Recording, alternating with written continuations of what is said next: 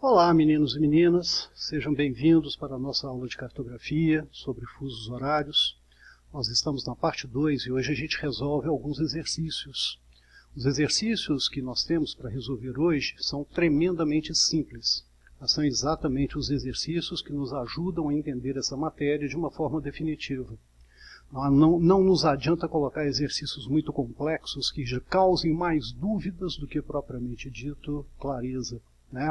Então, os exercícios que nós listamos aqui são exercícios simples, trabalham com os fundamentos de fusos horários, e como essa matéria, fusos horários, ela tem uma aplicabilidade muito restrita na ciência geográfica, a ideia geral de que os exercícios que cobram essa parte da matéria são exercícios que realmente analisam os fundamentos de fusos horários, que sempre recaem na mesma coisa. Um processo de rotação terrestre que dura 24 horas e que tem uma extensão em graus de 360. Resultado: cada fuso horário seria então delimitado por 2 meridianos numa extensão de 15 graus. É essa a ideia geral que a gente passa a tratar a partir de agora. Vamos lá então. Bom, nosso primeiro exercício trata com uma condição que é uma condição básica, aquela condição que leva à compreensão da ideia de fusos horários. Então vejam, o Brasil possui uma relativa diversidade em termos de horas legais, ou seja, aqueles horários oficialmente adotados para as diferentes localidades. Essa característica pode ser explicada por um fator territorial brasileiro. Observem, alguma coisa que está ligado especificamente ao território brasileiro. E um aspecto geofísico da Terra. Observe, um aspecto que dá suporte à ideia física de fusos horários, que são, respectivamente. Bem, entre as opções colocadas aí, a opção mais adequada seria a letra A. A ampla extensão longitudinal do território brasileiro, ou seja, a grande distância que você encontra entre os fusos horários, leste e oeste, que permitem uma diversidade de fusos horários e, consequentemente, um número variado de horas entre essas localidades. Correto? Esse é o primeiro ponto que a gente chama atenção.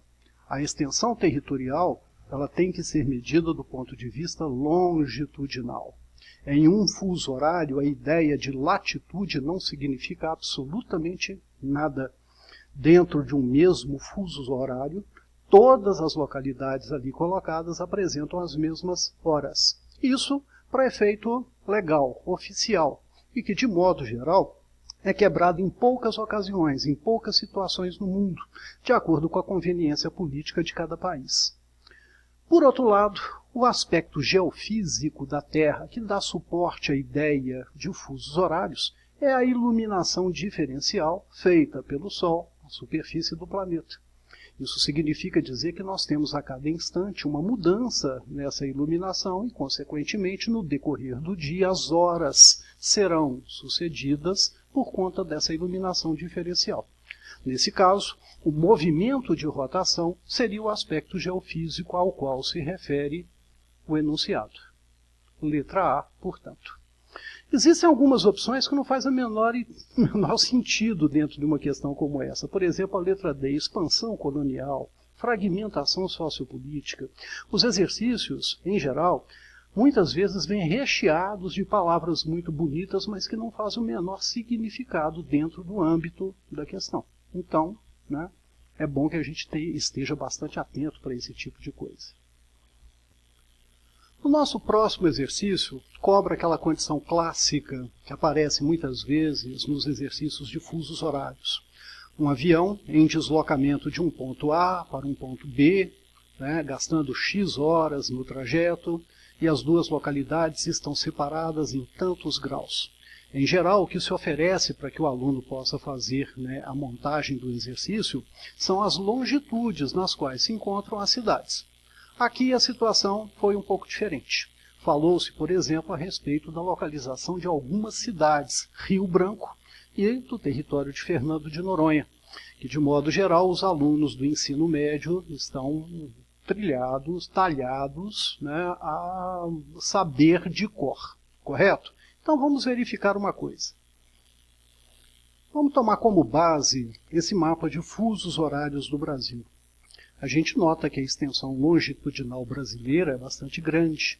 A gente consegue ver, por exemplo, que o território do Brasil se estende de -2 GMT, ou seja, do segundo fuso horário a oeste de Greenwich, até -5 GMT. Vocês conseguem enxergar isso lá em cima, no alto da ilustração. Cada um daqueles fusos horários representa, então, 1 hora de atraso de leste para oeste em relação ao meridiano de Greenwich. Muito bem, os estudantes saíram do Acre. No Acre, então, você estaria colocado no fuso -5. E Fernando de Noronha, pelo que vocês conseguem observar, está colocado no fuso -2 GMT. Então, do Acre até Fernando de Noronha, nós temos 3 horas de diferença. Essas 3 horas de diferença seriam computadas da seguinte forma. Se eram 6 horas quando o avião partiu do Acre, em Fernando de Noronha, no mesmo instante, seriam 9 horas da manhã. Neste caso, basta pura e simplesmente fazermos um cálculo muito rápido. Se eram 9 horas em Fernando de Noronha, e o avião vai gastar ainda 14 horas e 30 minutos para chegar lá, o resultado é que ele vai chegar às 23 horas e 30 minutos. Nesse caso, a opção correta então seria a letra E, 23 horas e 30 minutos. Revisando, Rio Branco, 6 horas da manhã. Em Fernando de Noronha, no mesmo instante, já seriam 9 horas. O avião gasta 14 horas e 30 minutos. O tempo de deslocamento, o tempo do trajeto, é sempre um tempo gasto, que tem que ser computado ao final do exercício. Quantas horas de deslocamento? 14 horas e 30 minutos. 9 mais 14 horas, 23 horas e 30 minutos. Resultado, letra E. Nosso próximo exercício é de uma simplicidade ainda maior. Tá? Ele é de uma elementariedade absurda. Trata fundamentalmente com a noção de quantos fusos horários você tem em uma extensão longitudinal. A gente sabe que para cada 15 graus, 1 hora. Então, basicamente, fazer essa comparação. Veja, os fusos horários foram criados em outubro de 1884 por meio de uma reunião de 24 países na cidade de Washington. Nessa ocasião, estabeleceram-se 24 fusos de 1 hora, tendo como referência o tempo em que o planeta leva para dar uma volta completa em torno do seu próprio eixo, percorrendo os 360 graus de sua circunferência, aproximadamente 24 horas. São 23 horas, 56 minutos e 4 segundos, para ser um pouco mais exato.